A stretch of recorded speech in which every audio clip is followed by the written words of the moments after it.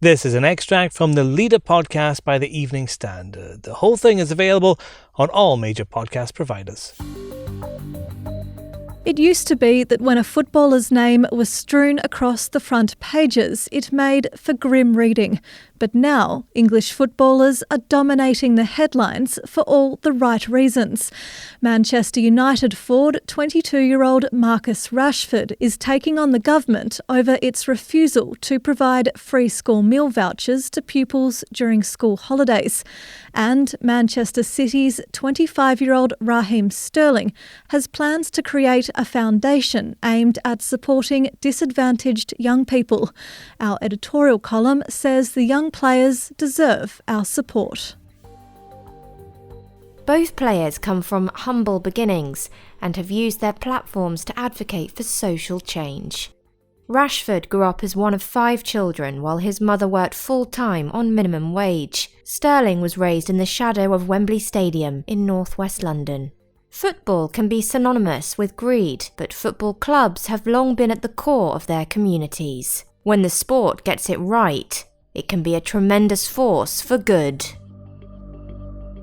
Our football journalist James Robson joins me. James, what gives Rashford and Sterling their drive? I think the big thing about it really, and I think why it's proven to be so effective so far and caught so much attention, is because it is absolutely authentic. In this day and age, I suppose we're kind of used to people saying all the right things at the right time, and particularly in sport, I think a complaint of football reporters is too often they're really protected these days, footballers, and you never really get to know them or get to know what they're really thinking about anything, and that really can be a frustration for a reporter trying to get stories from them. And I think that's why this is so refreshing, because this is a real insight into them as people and what they're passionate about. And I think that just comes across in everything they're doing, which is why it is so effective. What experiences have these players had to make their messages so, as you say, authentic? Yeah, so with Rashford, he's been quite open about it. Yeah, he needed free school meals. His family would use soup kitchens on occasion. He would go to collect Christmas dinners. He's spoken about that. So he's coming from a place of knowledge with this. He knows absolutely the struggle and the plight of so many struggling families out there. And he's come through it. And he said himself that, he wouldn't be where he is today if it wasn't for the fact that he had a community to rely on, but also things like soup kitchens and school meal vouchers. So again, that just adds to the authenticity of what he's saying. With Sterling, he's someone who has experienced it. He actually shone a light on what he believed was the way he is treated differently to other people because of the colour of his skin.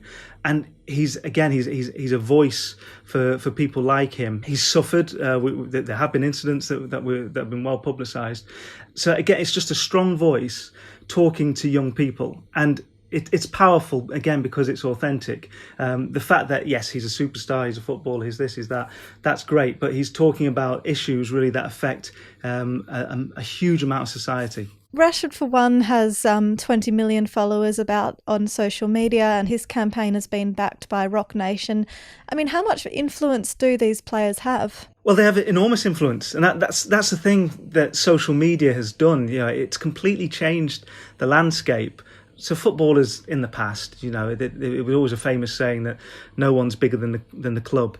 That's now up for debate, because you look at football clubs and you look at the individual players, and the players quite often will have a greater social media following than the clubs. They are in their own right enormous, almost institutions, if you like. So if they get behind something, they've got an enormous backing to support them on it. And this is what I think the government's finding with Rashford. You wonder if maybe they thought when they did the U-turn in the summer over extending it during the school holidays, that maybe they thought, well, Rashford will be happy with that. He'll now go away quietly. Well, there's none of that.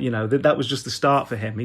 He saw how effective he could be by with this campaign, and he doesn't just want it to be extended here, extended there. He wants a complete change, and he has the backing. So if the government come out and say, no, we're not going to do it. Well, he's got 20 million people behind him that he can speak to.